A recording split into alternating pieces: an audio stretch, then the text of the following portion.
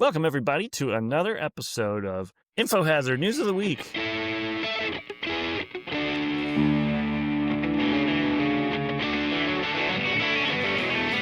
are your hosts, Danny, David, Phil.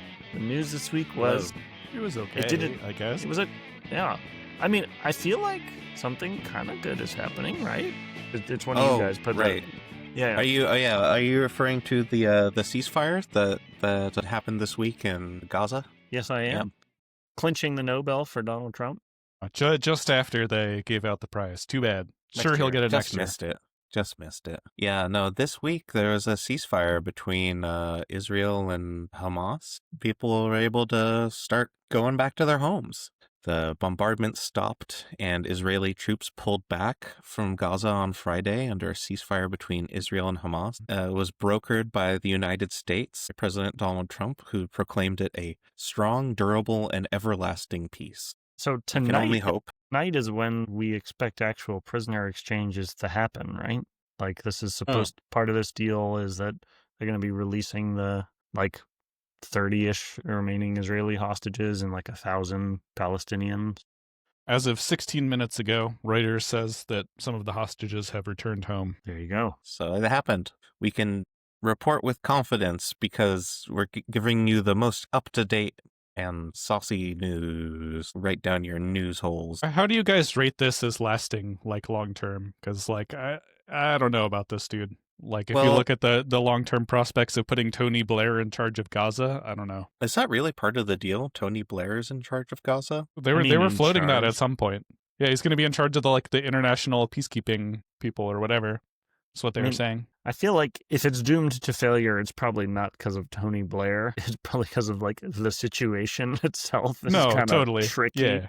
I just find it funny that somebody is like, oh, Tony Blair, that guy did such a great job. Let's put him in charge. Apparently, I know very little about him, but I do know that he has a spotty record on Middle East conflicts. He was one of our primary allies when we invaded Iraq. I think Tony Blair played some very positive role in peace with the IRA. Is that does that ring a bell with you guys? Before the whole Iraq thing? Timeline does kind of fit. He was early 2000s prime minister, yep. And that's about when the troubles ended. According to NPR, Blair, as prime minister, helped negotiate a 1998 peace deal ending decades of sectarian fighting in Northern Ireland. He later served as a Middle East peace envoy for the international community and now runs a London think tank. So, it's not a totally crazy choice. Apparently, he offered a tearful apology in public for his going into Iraq, saying that he felt more sorrow, regret, and apology than you may ever know or can believe, because it was on the basis of flawed intelligence. Did Bush do a similar thing, or no? No? Tear-filled apology? I think I'd remember that. No, American politicians don't do that. We'll scan his paintings after he dies, National Treasure style, and we'll find his tear-filled apology under his picture of a dog or whatever. Right. Yeah, lasting peace, Danny. Hamas There's some barriers to that, right? Because both sides kind of want some things that they're not immediately going to get. Israel wants the complete disarmament of Hamas and for them to be kicked out of the country, basically, and also another government to take their place. So those are some pretty big asks. I feel like that's not that big of an ask, but then again, I'm not Hamas. I'm not a murderous psychopath, so... I feel like Israel here is asking for unconditional surrender level demands, but they clearly didn't get that, so I can't really see Hamas agreeing to this. One of the things Hamas wants is for the troops to pull out completely, and there's still been shelling and bombing over the course of the weekend, so... It's not like they've held up that part of the bargain. Yeah, I don't think that we're going to just totally withdraw. I feel like what seems to me what happened here is that the U.S. finally joined the rest of the world in telling Israel to fucking cut it out, right? That's kind of the what happened. If Trump had joined the rest of the world, 3 months ago, 6 months ago, and told Israel to cut it out. Or even if Biden had told Israel to cut it out and actually said it with intention to withdraw support tangibly, if they didn't, then this stage of the war could have ended much sooner. Yeah, we could, the U.S. had a lot of power to end this conflict very early because we were the primary enablers of this conflict. I mean, that's what I mean by this phase, right? Because the phase where Israel is not that worried about civilian deaths, and Hamas is not that worried about civilian deaths, and they're just causing tremendous harm to civilians in Gaza. But I mean, even if that phase had never happened, speaking of a durable peace, what comes next? Are these two sides just going to be like, well, we've now realized that war is bad and we should hold hands and be friends and embrace democracy and a one state or two state solution? Or I guess it's just exhaustion. So yeah, it doesn't feel like there's nothing here as a basis for a enduring peace. It doesn't seem. I know they haven't even negotiated these parts. They're roughly at status quo again, right? Aside from the 67,000 people who died, 170,000 wounded, and the city's completely flattened, the territorial boundaries are roughly the same as when they started. So the conflict will basically continue. Both governments are significantly degraded. Both militaries are significantly degraded. Israel's international reputation has been severely hurt. Definitely their reputation has been hurt. I don't think their military has been damaged significantly. Their fighting capability is probably greater than it was at the beginning of the conflict. Well, but if, Trump is, I think a lot of their, you might be right. Some amount of their men, morale, and materiel, not international cover. Like a strict view of the situation. They've gotten stronger, probably, is what he's saying. Yeah, they never stopped getting more supplies. I think probably among the armed forces it is. All right, we're getting a little lost in the weeds here. We don't know. The peace probably won't last. It sounds like we think, but we're hopeful because it would be nice if it did. Yeah, it'll probably last a little bit because they want to take the opportunity to roll those troops over to Lebanon. If this isn't a lasting peace and things return to, I don't know, suicide bombings and occasional missiles and all that, the non-peace that Israel and Palestine have endured and mutually inflicted over the last 50 years or 75 years is a lot better than the last 2 years. These last 2 years have been brutal. So this is a big win, even if it's not lasting. I think it'll be better than the last 2 years have been. I think that will last, and I certainly hope so. Yeah, it's an unequivocal good that the shelling and all that stuff is stopped. The plan is for it to stop. It's good that that's happening. Next up. Speaking of total destruction, the market plunged after Trump threatened 100% tariffs on China. I don't know, as it's wont to do, as a somewhat routine now that he's in power. Well, before that, China has has introduced a bunch of export controls over rare earth metals and I think maybe electronics also.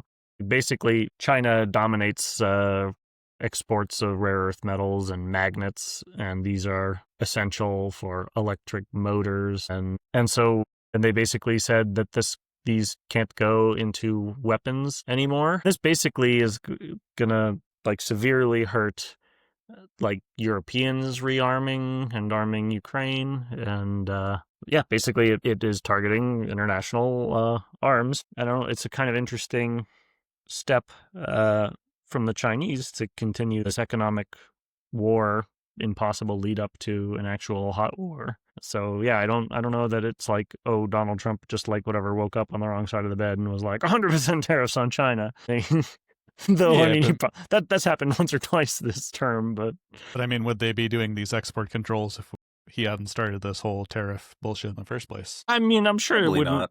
I'm sure it wouldn't have gone down like this, but I think that a lot of analysts think that China is basically planning to invade Taiwan within a couple years. Xi has instructed the armed forces to be ready to do it. Man, please no. And don't do it, Mr. Xi.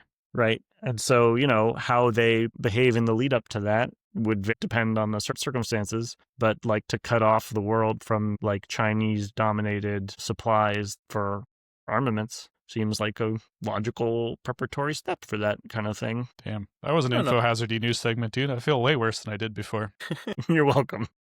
All right. Just Have anything else to say on that, or should we move on to the next thing? Oh, yeah. I mean, there's also just like, I mean, it's not necessarily just Trump waking up on the wrong side of the bed. It could be insider trading. Someone made $190 million in Bitcoin trades within this window that he was talking about these 100% tariffs on China. It happened 30 minutes before the announcement, is what I saw. They opened up the shorts. Sounds fishy, but I mean, it's only 190 million. I mean, are we even batting an eye at 190 million dollars? Why bother at this point, right? Yeah. Is it worth reporting that now that, I mean, just crime is legal if you're the president? Did you know the Senate unanimously endorsed a repeal of the 2002 Iraq War resolution this week? I did not not know that. Only 23 years too late. Yeah. There was a unanimous thing, and this is the U.S. Senate? Most of their stuff is unanimous, believe it or not, but it's like really boring shit that you wouldn't hear about. Yeah. So like this segment. No, just it's somewhat impactful in terms of like a shifting of power within the government. Like it's bureaucratic or whatever, but this does return the basic war power to Congress. The 2002 declaration gave more leeway to the president in terms of declaring wars, and this returns it to the Congress. Interesting. Well, starting wars more than declaring wars, right? He could start wars, but he still can't declare them. That's still Congress. Exactly. So this is like what Democrats had been sort of proposing. We were talking about last week in response to Trump like blowing up boats outside of Venezuela and stuff like that. I think this one's more narrow, but it is a step towards that.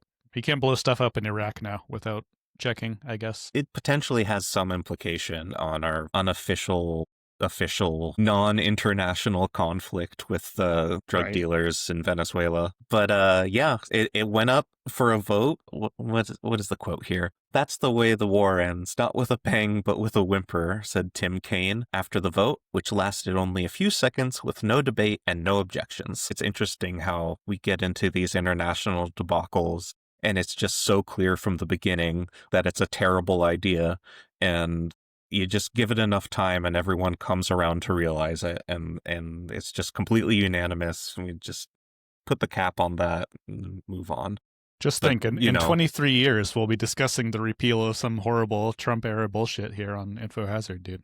Yeah. We knew at the time that it was a bad idea. And now, finally, Congress is like, wait, maybe this is a bad idea. Sorry to the hundreds of thousands of dead Iraqis. But yeah, it was a bad idea. This was part of the justification for Trump's assassinating Qasem Soleimani. It's really great to hear that Congress is doing anything at all to constrain, to restrict the president's power. That, like, turns out they have a lot of authority to do that.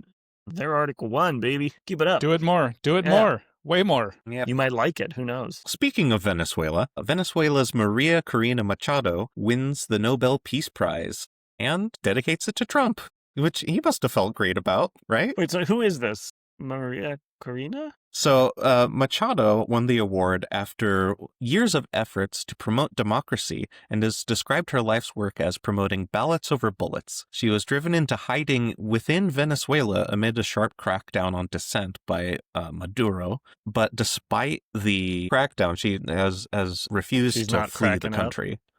Yeah, no, see, she's just in hiding within Venezuela. But did she, like, go to Sweden or whatever to get the thing? Or this is like, I think so. She just sent a Do you have to do WhatsApp that? message? I don't think you have to go to Norway. Well, how do we know that she dedicated it to Trump? How do we learn anything these days? It's on Twitter. Yeah, Okay. it was. There was That's a blue right. It check was mark. a tweet. The reason she dedicated it to Trump is for his decisive support of the Venezuelan opposition's cause, but also probably because she knew he wanted it and would be mad, and he's currently shooting Venezuelans. So I think it's a bit of like an ass covering move, if you ask me. Or she wants him to invade Venezuela and put her in charge. Yeah, well, that would be disappointing. But also, like, totally in line with the history of the Nobel Peace Prize.